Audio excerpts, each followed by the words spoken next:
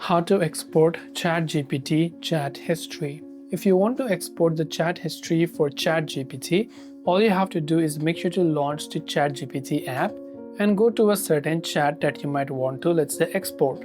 Now, if you're on PC, this process is actually much easier. You can just press Ctrl P on your keyboard, which will open the print screen, but you don't have to print it. When prompted to print, you can simply export it as a PDF or save it as a PDF, which will be saved as a PDF file so you can view it offline.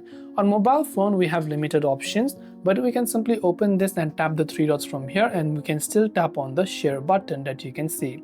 When we tap on share, we can simply share it as a link with someone right here. So when we do that, we can go ahead and select a certain conversation that we want to share. Wait a couple of seconds until the share link option is enabled. And when you do that, you'll find the option to share it to your device or the file manager app. So when you select that, that particular chat history will be successfully exported. This way you can export ChatGPT chat history. Hope this video helped you out. Thanks for watching and see you soon in the next video.